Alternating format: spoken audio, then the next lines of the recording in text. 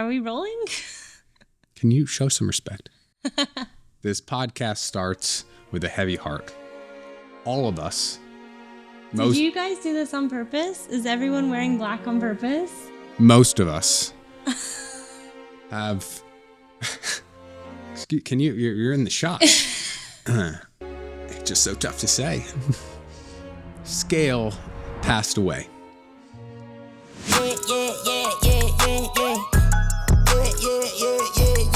I'd forgotten about Scale, to be honest. Well, Ashley, it's hard to forget about Scale because where is he?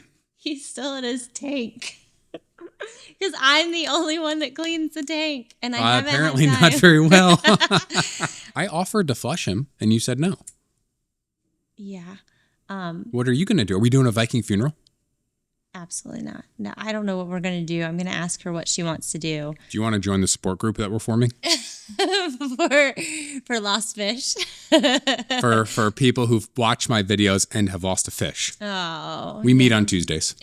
All right, so you want to give a universal update. So the background for this is in one of our episodes here, and I know I talked about it on a short. I think it was maybe the first episode that we did. We talked about our car at Universal. Our rental car at Universal. Our rental car at Universal and how it just like died on us.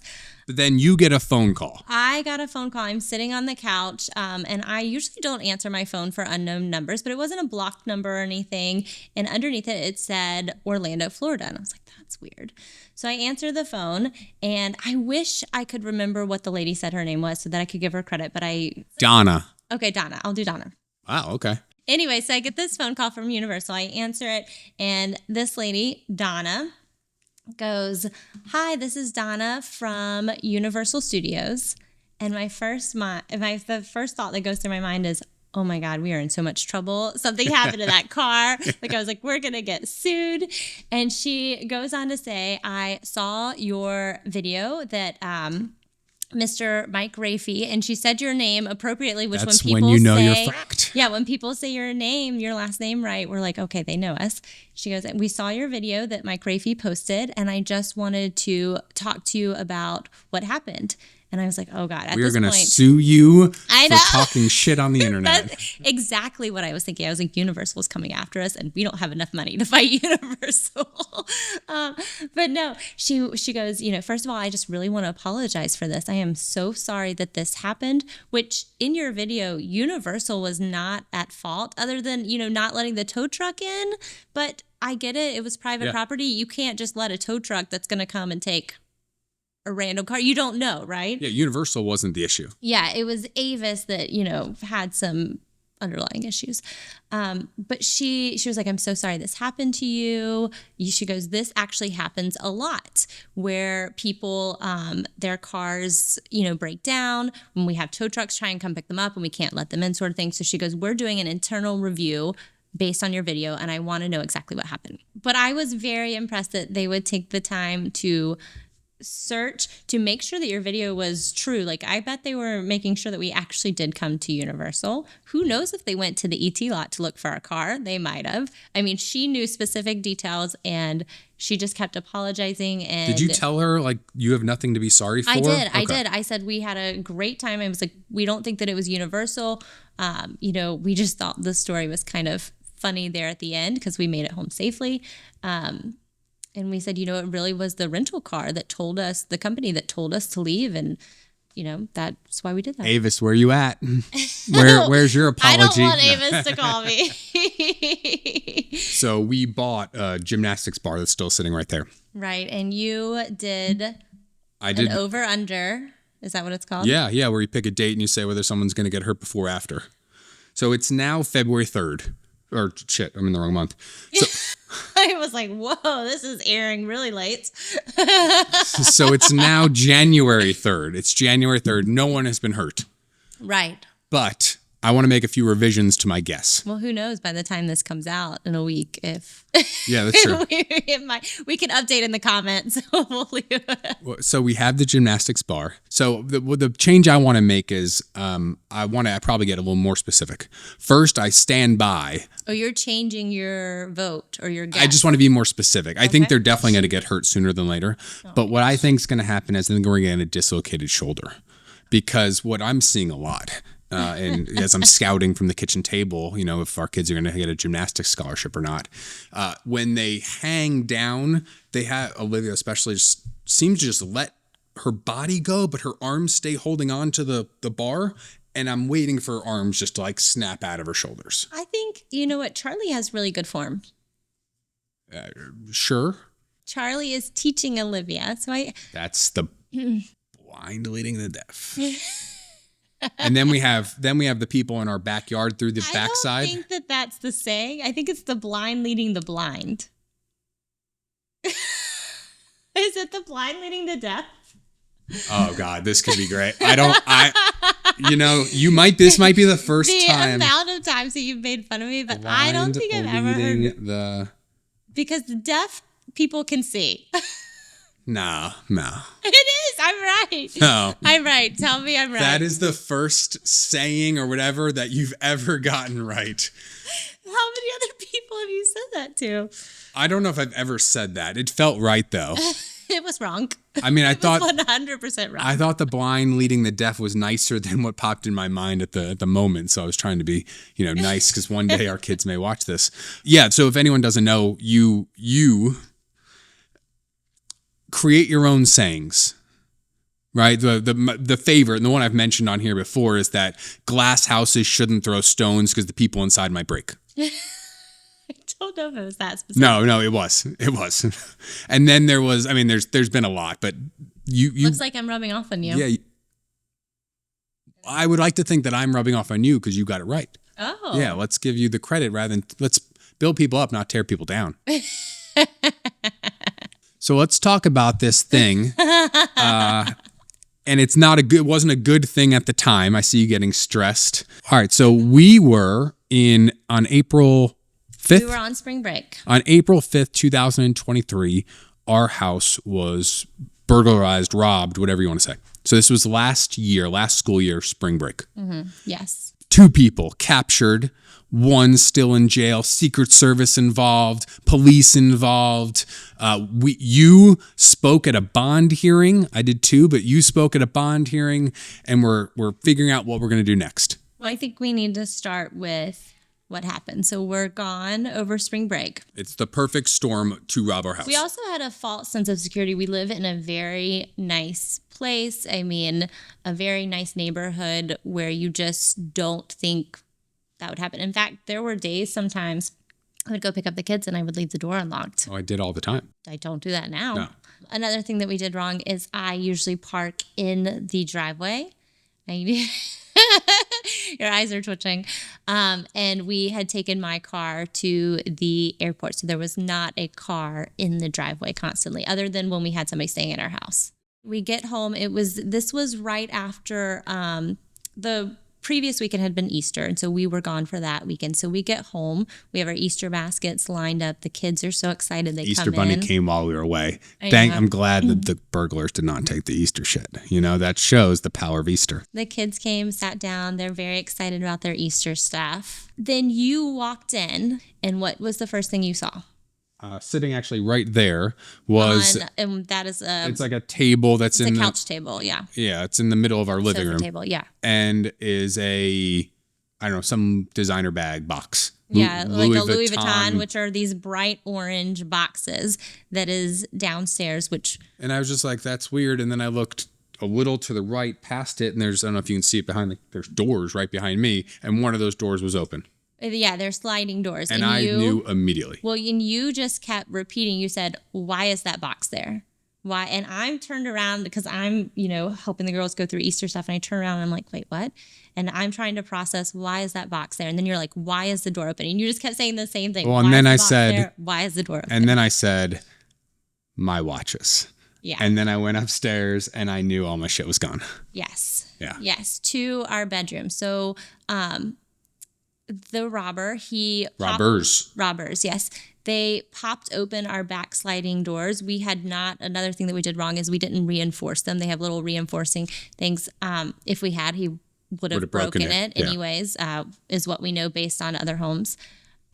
He went straight to our master bedroom. Well, he walked around here, didn't touch a single thing. No, went to the basement. We had laptops on the table. We had things that you would think that robbers would want, but he was looking for very specific items. Well, he went down to the basement and they took all of the pictures, everything off the walls, looking for wall safes. Yep. They went in all the closets down in the basement. They went in we have like an electrical kind of storage room.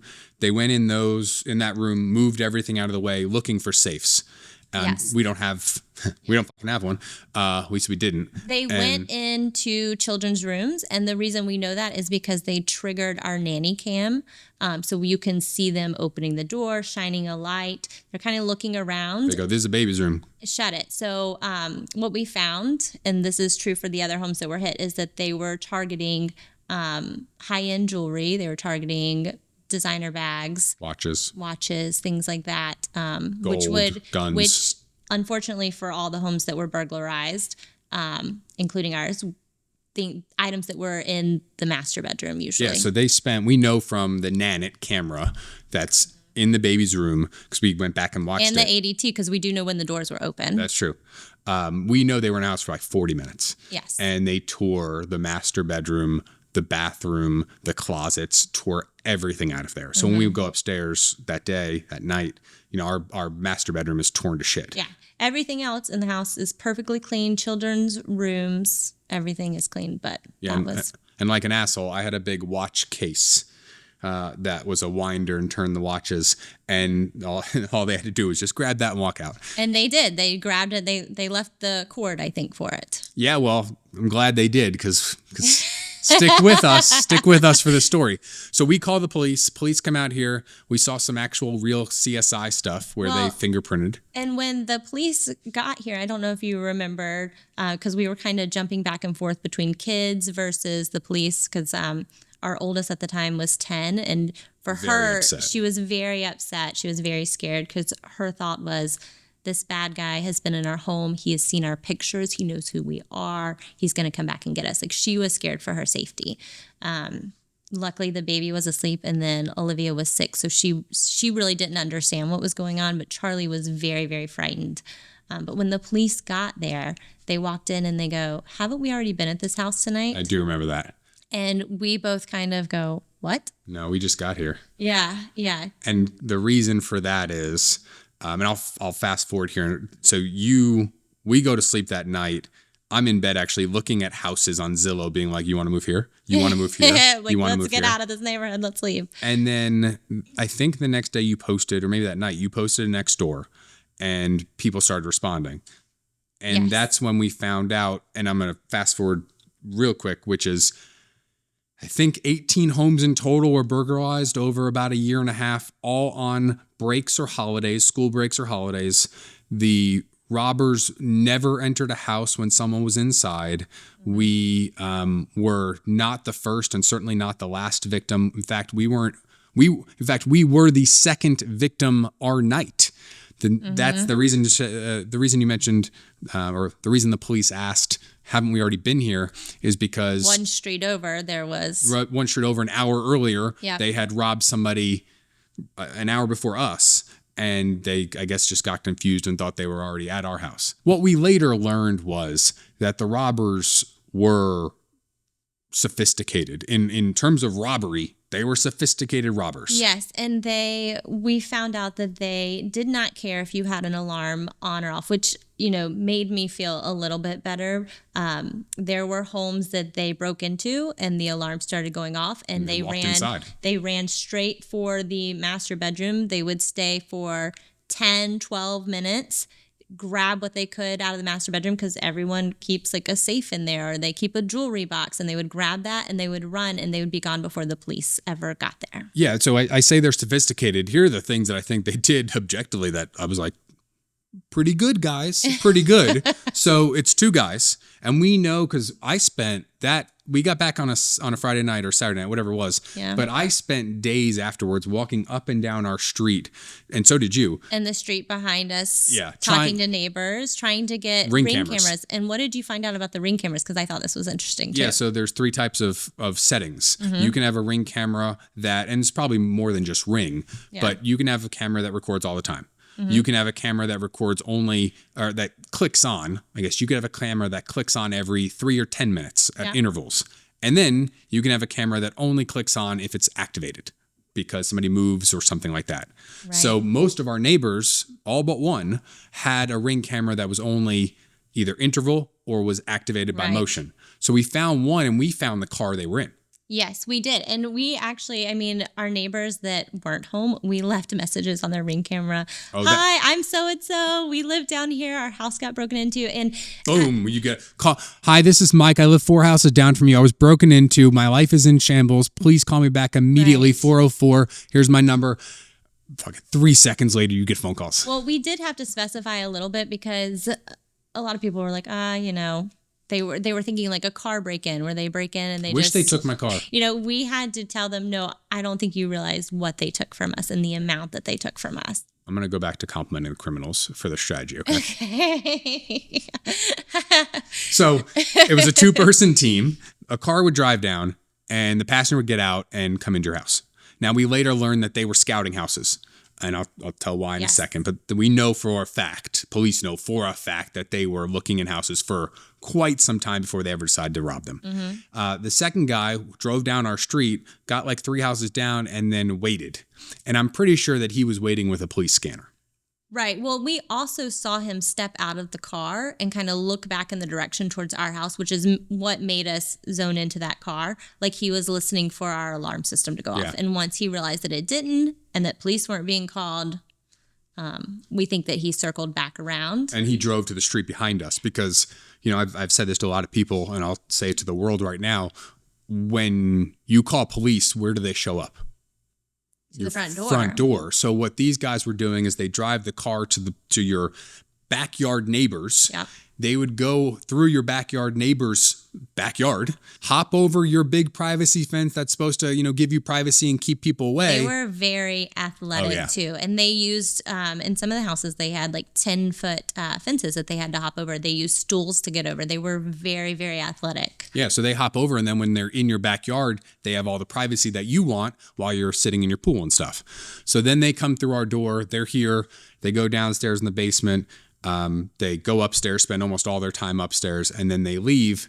Earlier in the night, they'd stolen a Porsche from the house before us. They'd stolen some other things. And then you posted next door, and we talked about earlier how we were both embarrassed. Like we were both very embarrassed and still are. Yes. That this happened to us. We allowed this to happen. Well, but then people... we didn't know anybody else that it had happened to. It's also... it's a very violating feeling too to have somebody in your stuff. Like when we went into the closets, like our clothes, pajamas, underwear, everything was on the floor. Like they went through, they took, you know, designer bags, and not only did they take the bags, but they took like they come in a dust bag. They took that. Some of those had receipts on it that, you know, had our name on it. So there were a lot of like personal information that I felt like these people knew and had about us. So you post on Nextdoor, but people immediately start coming out of the woodwork. Yes. This happened to me. This happened to me. This happened to me. Yes. And I, you know, shout out to our neighbors because I cannot tell you the amount of people who sent videos to me. And they were like, hey, I don't know if this is your car. I don't know if this is the person, but why don't you look through it and see what you think? And I got video after video after video, and I was so thankful. I mean, people streets over that were like, hey, this car was outside of my house at about 3 a.m. in the morning. Check this one out. Well, one of the families, so Olivia at the time is in first grade, and we find out that one of the other families, because there were robberies this whole week, all the spring break week. Yes. We're talking about our night was 2 houses, us and another house. But there were others that same week. And one of the other victims was Olivia's classmates, her family. Later on, each month, there seemed to be like another burglary. And we would find that person and we'd contact them. And we had a spreadsheet trying to figure out Who are the lawn people that you use? Who are the pool people that Dog you walkers. use? Cleaners. Bug people. Yes. Anything in an alarm system people. Like, and I was convinced it was like an Amazon guy, an Amazon delivery driver, an Uber driver, or postman, whatever you call them. Yeah. What are those people called? Mailman? Mailman. Or, like a trash service or something. Yeah. So we went through everything and there was absolutely no connection. Yeah, but it was amazing that they had been through so many houses and never, ever went in a house where someone was inside. Well, and I thought that was incredible. What we later found out is that they were casing the homes. They were driving by. In fact, these criminals were pretending to go to open houses in the neighborhood to have an excuse to be in the area. They were taking pictures of homes. They had pictures of homes. They had pictures of people's license plates to see if the car was going to be in front of the home. They were career criminals. We know all that now. Yes, but this happens in April. Police come that night. They do fingerprints, which I still think there's fingerprint dust. There's black dust somewhere in this house. On my bedroom or on my door up there, right? My closet door. Yeah. There's still fingerprint dust. There definitely is in the basement. I'll wear white socks around the house and then I'll go to take them off and like later on that day and I'll look down and I'll see fingerprint dust. I cannot make this shit go away. So they fingerprint. I'm probably the most negative person they've ever met at that point. And I'm like, why are you guys even here? Like the shit's gone. You're not going to find them. You were just in a phase. And I wasn't criticizing the police. No. I was just sad and being down. Well, and I was like, get out of my house. You were trying to deal with your own emotions and we had the kids that were freaking out. Like, I think the kids slept in our room for a week after that because they were just so scared. That happens in April. And we kind of do our own thing where we're trying our best to find everything we can about what happened to our house and the other ones. We sent the police the list of items, serial numbers of things that we lost, and then we just didn't hear back from the police. In the meantime, burglaries are happening left and right, it felt like. Oh, they were. And I called a dude in Milan, Italy, and I was like, hey, you want to try to find my stuff? And he's like, not yet, but maybe. Yeah. And a lot of time goes by, and it got to the point where, you get through the summer, and we're not even talking about, we're talking about the burglary, but we're not talking about catching these people, really. We're not thinking to ourselves we're ever going to get anything back. We're talking about how to prevent it from happening again in our neighborhood. Like, we're not thinking we're ever going to catch. Then there was a break. Yeah, so the break was that at the mall, a guy goes to the mall with a picture on his phone of a bracelet.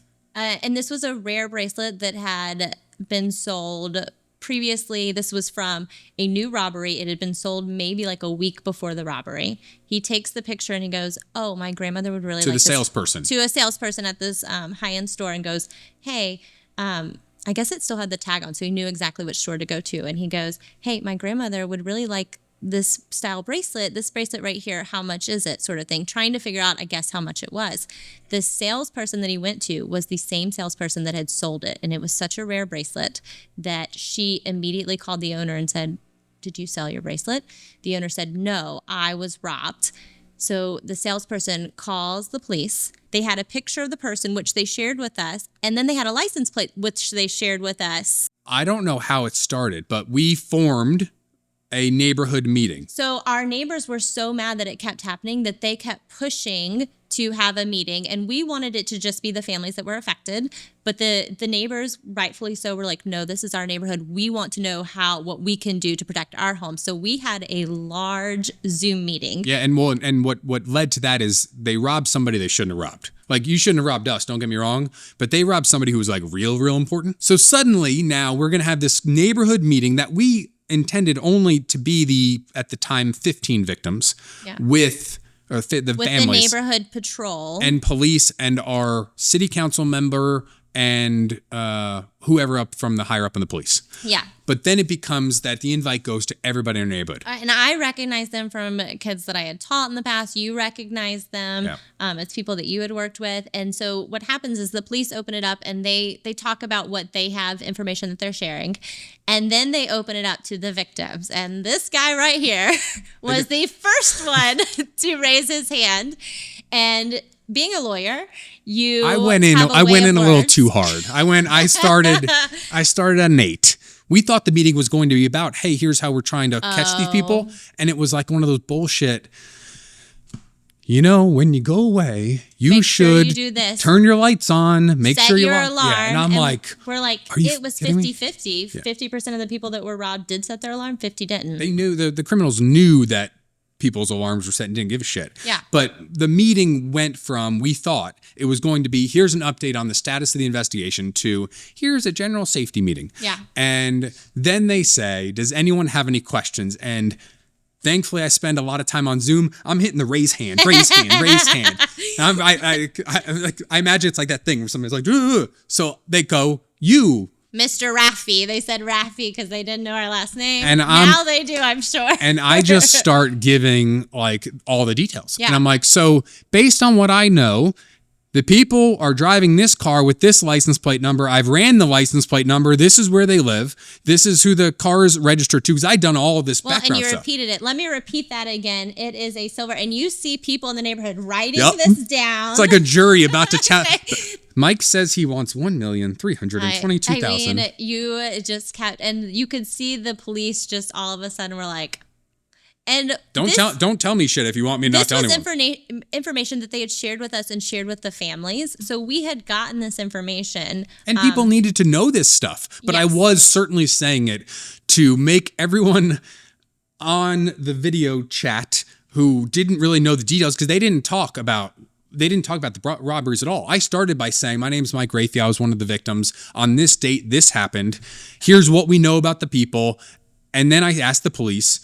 I remember my first question was, I said, this is the car. This is what it looks like. This is the license plate. The license plate is registered to this person at this address. Have you guys gone and talked to that person? And I knew they were not going to answer. And they go, we can't answer about an ongoing investigation. Okay. And then I went to the next question. You found that car, or that car was at the mall, and this person, you have a picture of them. Did you, do this? We can't answer that. And I went through like 20 questions. It was like they were taking the fifth. Like, yeah. I can neither confirm nor deny, they just wouldn't answer it. But my point was, let's go. Now, fast forward to a few months later. And more homes have been hit at this point. Yeah. And here's where I'm going to give the police an incredible amount of credit. Months go by. We're done really talking about it. You assume all the shit's gone and never going to hear another peep.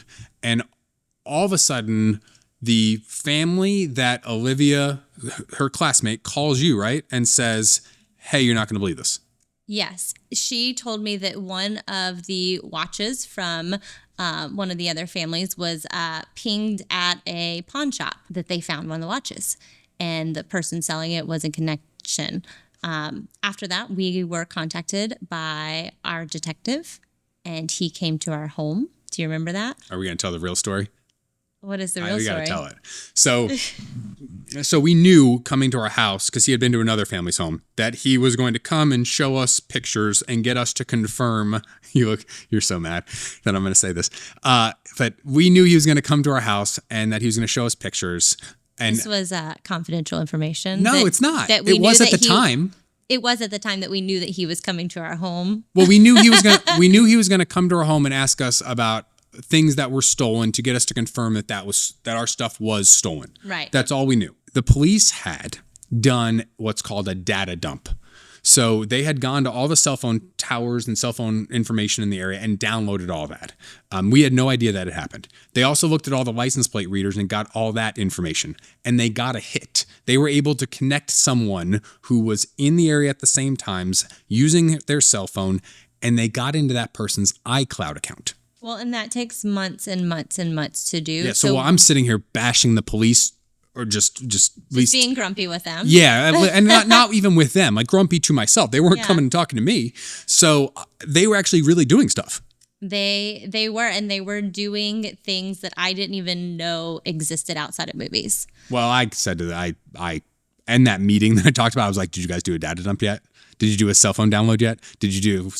But they accessed this guy's iCloud, and they were able to get his downloads in real time as he was downloading them. And I didn't know that was possible, but it is. I didn't either. So they were in his account. So the detective comes over and starts showing us photos. Is this yours? Is this yours? Does this look like yours? And he's showing us only pictures of things that he knew were already ours. He just needed us to confirm. He showed us a couple of pictures that didn't belong to us just because he wanted to make sure we weren't just saying yes to everything. Right, exactly. It's like a doctor. My clients go to the doctors and doctor, hits you on the knee and your knee is supposed to kick out. But if you're somewhere else and your knee kicks out, you're faking it, right? Yeah, so he was just making sure. And I think he also had genuine questions that he goes, everybody said this wasn't theirs. Is this yours? Yeah.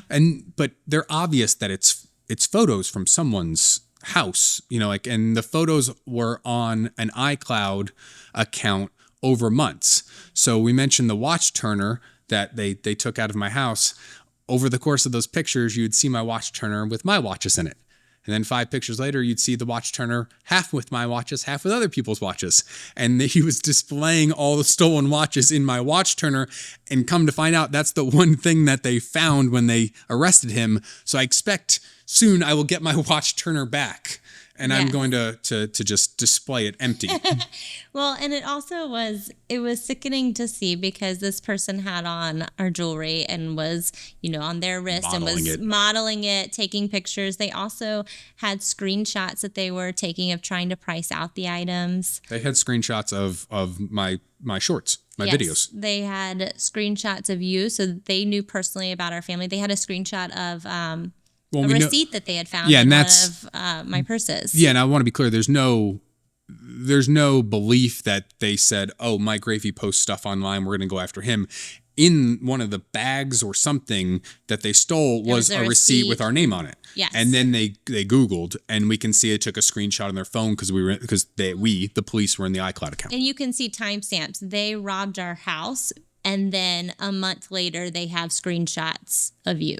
Yeah. So it wasn't a targeted attack by any means. And then we find out 6 days later, that Friday, that Atlanta police, DeKalb County police, and Secret Service all raided. I think there might have been a SWAT team involved. Something. It wasn't SWAT. It was the Fugitive Task Force. Yes, they went and he ran. They got him and they got another guy who apparently was involved as well, the other guy. They get arrested. We find out. This was on a Friday afternoon because we were actually heading to go out of town. Yeah, so we were going to Charleston. Yeah, we found out. And then we were lucky enough to find the link to go to the bond hearing. And we were able to share it with the families. On the warrant for his arrest, there were only a few of the homes. Five. It was 5. And so we were able to share it with those families. And so we got on there. It started, I think, at 9 is what it said. And we were on there until 2 o'clock because I didn't realize this. You just sit through everybody who was arrested the night before. And we were guessing bond amounts. And I remember we're driving back over the big Charleston Bridge, whatever that bridge is. And they're like, the judges or whoever, the judge is saying, you've got count 1 is this, count 2 is this. You got drugs, gun, driving out a license, and I'm like, $7,000. What do you think? And you're like, $10,000. And we were guessing what the bond amounts were going to be. And I was also getting a little disheartened because I felt like they were still receiving bond for. I was like, why are they receiving bond for that? The domestic violence getting bond was scary. That was terrifying and really, really heartbreaking. Sawed-off shotgun guy got bond. I remember him. And he had prior offenses. Like, I do not understand how that works. Well, they start the bond hearing by saying, Mike Rafey, 42 cycles. And you're like, and we didn't know what that meant at first. And then you realize person had been arrested 42 times. Yeah. It's a rap sheet. Yeah. And then it's still receiving bond. And I'm like. And the guy who robbed our house objectively has a pretty awesome name. He does. Like, his name is pretty cool. It was easy to find him online. And we found out he had 4 cycles. I can't remember how many. But to say that he was a young guy, 26. Mid-20s. But his first arrest was 8. He was arrested at 16, 18, 22, and then 26 now. And all for robberies. Oh yeah, he held down a job during the day, had a good job during the day. Took care of his grandma. took care of his grandma. I think he took care of his kid. By all accounts, if you saw this person outside of that rap sheet, outside of them burglarizing your home, he was, Yeah. a normal citizen that was just trying to live his life. And I feel really sad that he took the wrong road. You don't? Okay. I mean, yeah, I feel sad about that. I thought you were going to, I always think, he's a kid. He's the same age as my brothers. And so I always think, like, what happened to him as a child that made him go that way? He's a kid. He's a 26-year-old kid. Virtually, we're at the bond hearing, and kind of like that same neighborhood meeting. The judge, the prosecutor, the public defender say all they're going to say. Wasn't impressed with the prosecutor, just saying. Insert your Fannie Willis comments here. So, and it wasn't her, it was somebody in her office, but wasn't impressed. He was a little disheveled, maybe not as prepared as you would hope.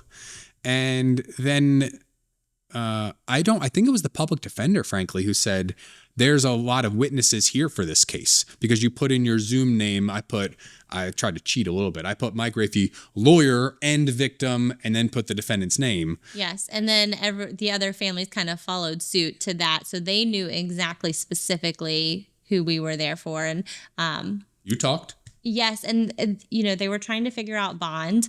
And I remember the prosecutor saying, I think the victims have a right to be heard, which I appreciated that.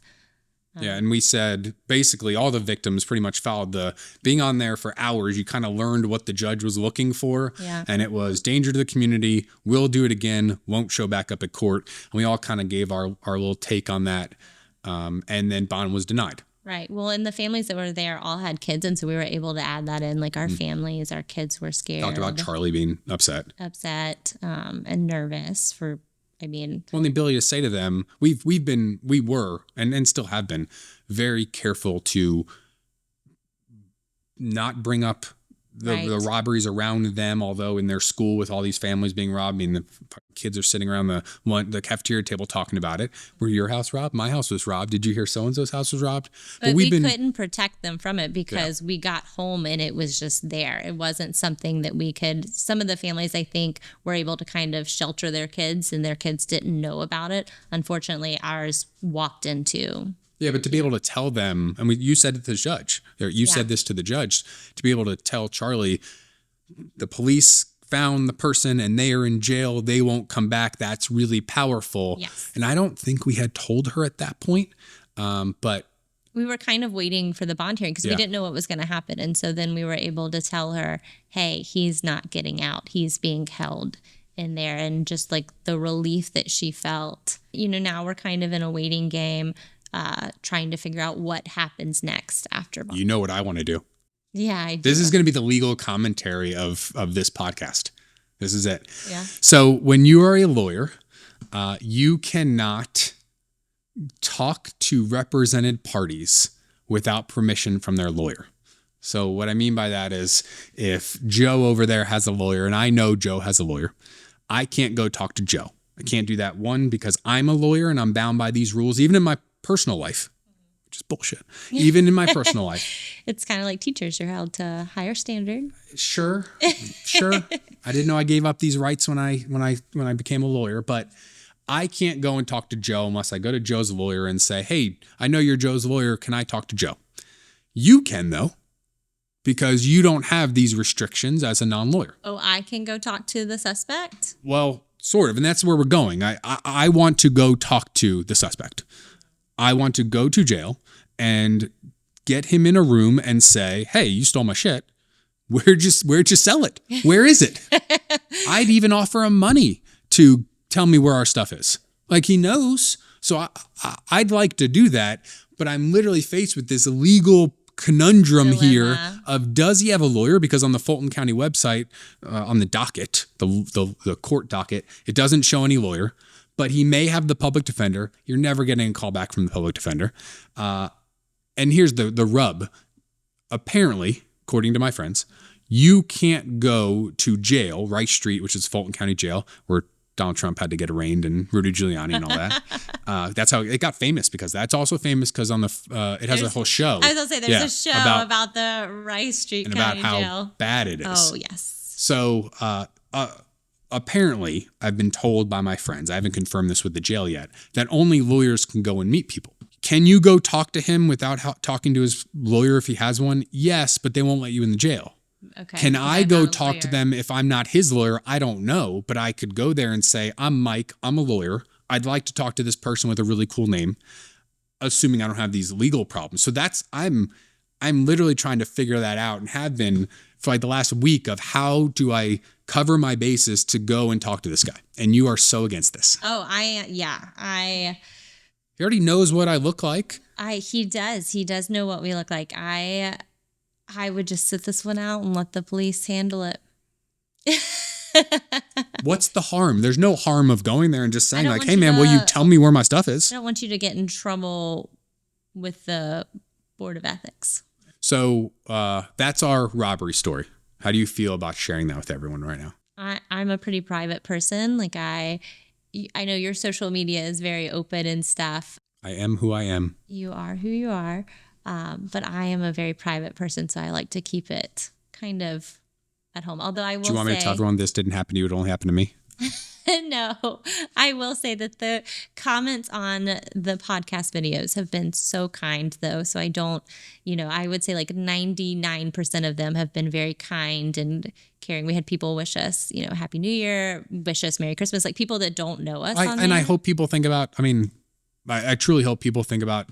Maybe learn from our situation because we People learned things from what happened. We now do things a lot differently when we are leaving to go out of town. That we would not have mistakes. Yeah, that we would not have even done, thought about. Yeah, or thought about without this happening to us. Mm-hmm. You take a lot of things for granted.